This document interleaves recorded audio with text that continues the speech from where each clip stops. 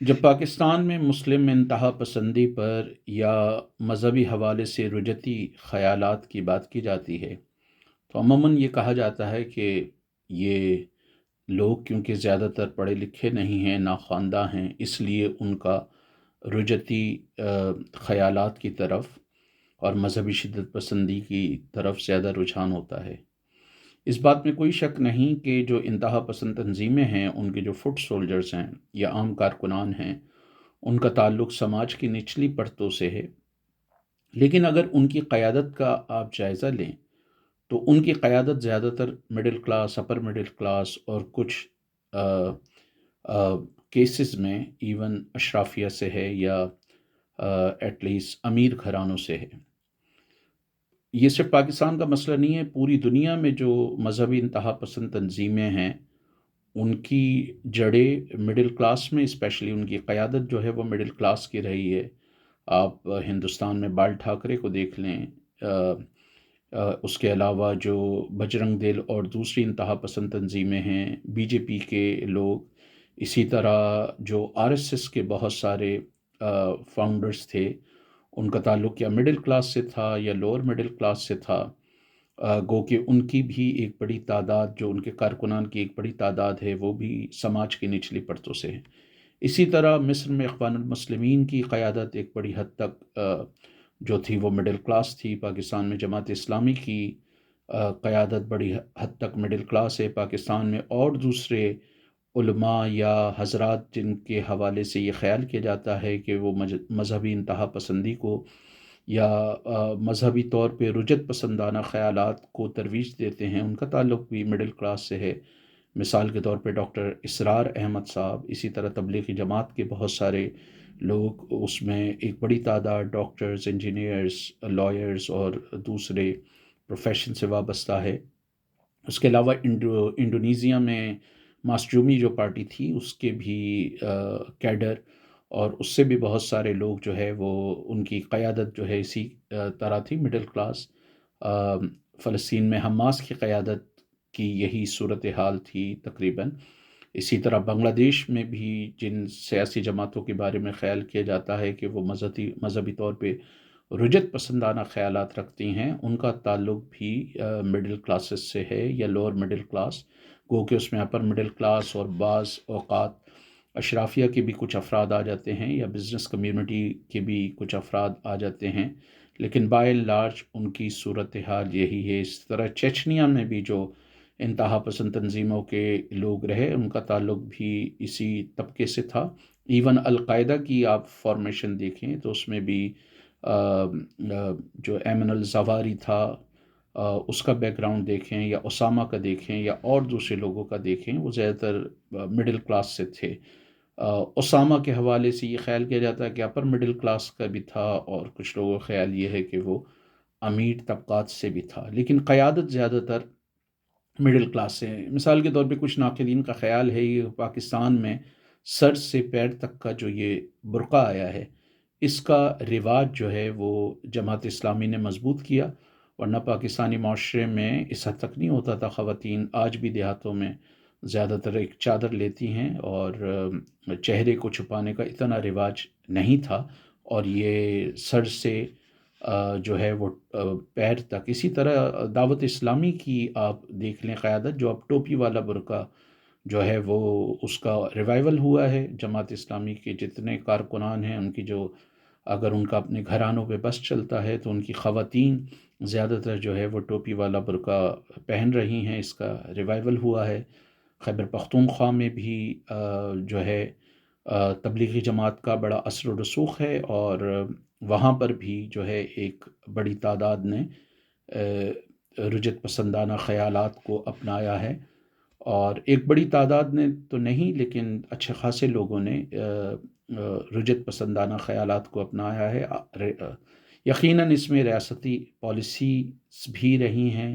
سرد جنگ کا ماحول بھی رہا ہے، تو اس میں اس کی وجہ سے جو ہے وہ رجت پسند تنظیموں کے حوصلے بڑھے۔ اور اگر آپ کچھ پاکستان کی طلبہ تنظیمیں جو بظاہر بڑی ماڈرن ہیں اور بظاہر وہ یونیورسٹی میں تعلیم حاصل کر رہی ہیں، جب بہت سارے خیالات، بہت سارے حوالوں سے ان سے بات کریں، چاہے وہ خواتین کے حوالے سے بات ہو، اقلیتوں کو حقوق دینے کے حوالے سے بات ہو، میوزک، ڈرامہ، آرٹ انڈسٹری، مجسمہ سازی، فلم اور دوسرے حوالوں سے بات ہو، تو ان کے خیالات میں اور افغان طالبان کے خیالات میں آپ کو کوئی زیادہ فرق نظر نہیں آئے گا۔ اور آپ دیہاتوں میں دیکھیں کہ دیہاتوں میں آج بھی خواتین کام کرتی ہیں، آج بھی اس کی ایک مثال یہ ہے کہ وہاں پر دیہاتوں میں ریلیجیوسٹی کا عنصر نسبتاً کم رہا ہے۔ اور آج بھی اگر آپ دیہات سے آنے والی خواتین کو دیکھیں جو شہروں میں کام کرتی ہیں، ان کے لیے ممکن ہی نہیں ہے کہ وہ کوئی ٹوپی والا برقع اوڑھیں، یا وہ جو ہے وہ سر سے پاؤں تک مثلا اگر کوئی خاتون رحیم یار خاں میں 40 کے ٹمپریچر میں، 50 کے ٹمپریچر میں یا 48 کے ٹمپریچر میں کام کر رہی ہے کپاس کے کھیت میں، تو کیسے اس کے لیے ممکن ہے کہ وہ ٹوپی والا برقع اوڑھ کر اتنی سخت گرمی میں کام کرے؟ تو جتنی بھی آپ کو وہ تنظیمیں جن کے مذہبی حوالے سے رجت پسندانہ خیالات ہیں، آ، وہ ان کے آپ کو روٹس مڈل کلاس میں ملیں گے۔ حزب التحریر جس کی برانچز دنیا کے 60 سے زائد ممالک میں بتائی جاتی تھی، اور اب وہ دنیا کے کئی ممالک میں اس میں پابندی ہے۔ المہاجرون جو حزب التحریر کا آف شوٹ تھا، اس کی بھی آپ قیادت اٹھا کے دیکھ لیں تو وہ بھی سارے مڈل کلاس سے تھے۔ ناقدین یہ بحث کرتے ہیں کہ آیا مڈل کلاس میں اس طرح کے رجحان کیوں ہوتے ہیں؟ یقیناً ریاستی پالیسی ہوتی ہیں، اوورآل سیاسی ماحول ہوتا ہے، لیکن معاشرتی نقطہ نظر سے کچھ مبصرین کا خیال ہے کہ مڈل کلاس کی یہ کوشش ہوتی ہے کہ وہ کسی طرح ایلیٹ کا یا اپر کلاسز کا حصہ بنے، لیکن ان کی فائنینشیل کنسٹرین کی وجہ سے وہ ایسے نہیں کر سکتے۔ تو پاکستان کی اور ایون ہندوستان کی جو مذہبی مڈل کلاسز ہیں، وہ پھر اپر کلاسز کو گمراہ قرار دے دیتے ہیں اور ان کو مغرب زدہ قرار دے دیتے ہیں، اور اس طرح آ، وہ مالی اعتبار سے تو ان کی ہم سری نہیں کر سکتے، ان کے ہم پلہ نہیں ہو سکتے، لیکن اپنے آپ کو وہ یہ تسلی دیتے ہیں کہ ہم اخلاقی طور پر ان سے برتر ہیں، اور کیونکہ ہمارے پاس دین کا علم ہے، ہمارے سینے جو ہیں وہ مذہب کی تعلیم سے روشن ہیں، اور یہ لوگ جو ہیں، جو اپر کلاس کے لوگ ہیں، جو اشرافیہ کے لوگ ہیں،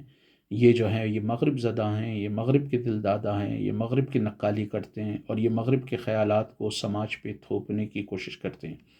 اسی لیے آپ کو نظر آتا ہے کہ جو انتہا پسند تنظیمیں ہیں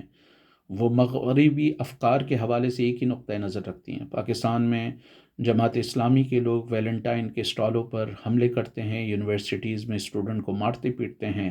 ہندوستان میں آپ دیکھیں کہ بی جے پی کے لوگ، شیو سینا کے لوگ، بجرنگ دل کے لوگ، وشوناتھ ہندو پریشاد کے لوگ، وہ بھی یہی کرتے ہیں، بالکل اسی طرح کرتے ہیں۔ اسی طرح ویلنٹائن کے علاوہ ہیپی نیو ایئر اور دوسرے نیو ایئر کے حوالے سے جو سرگرمیاں ہوتی ہیں، پاکستان میں بھی حملے ہوتے ہیں ان پر، اور ہندوستان میں بھی اس کو بڑا برا سمجھا جاتا ہے۔ جتنے مغربی طریقے ہیں خوشیاں منانے کے، ان کو جو ہے وہ پاکستان، ہندوستان اور دوسری جگہوں پہ تمام یہ مذہبی طور پہ رجت پسند تنظیمیں جو ہے وہ ان کا برا مناتی ہیں اور ان کو بہت معیوب سمجھتی ہیں۔ تو ناقدین کا خیال ہے کہ اس مت کو توڑنا چاہیے کہ انتہا پسند تنظیمیں جو ہیں ان کی بنیادیں زیادہ تر ایسے لوگوں میں ہیں جو ناخواندہ ہیں یا ان میں تعلیم نہیں ہے۔ حقیقت یہ ہے کہ آپ کو ایون پارٹیشن کے دوران بھی بڑے شہروں میں ہنگامے آپ کو نظر آئے،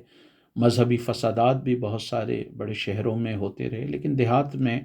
اتنا مذہبی اثر و رسوخ نہیں تھا، اور اس کی ایک وجہ یہ تھی کہ ان لوگوں کے جو حالات کار تھے، ان لوگوں کی جو مٹیریل کنڈیشنز تھیں، ان میں یہ ممکن نہیں ہے کہ مذہب کی ایک رچت پسندانہ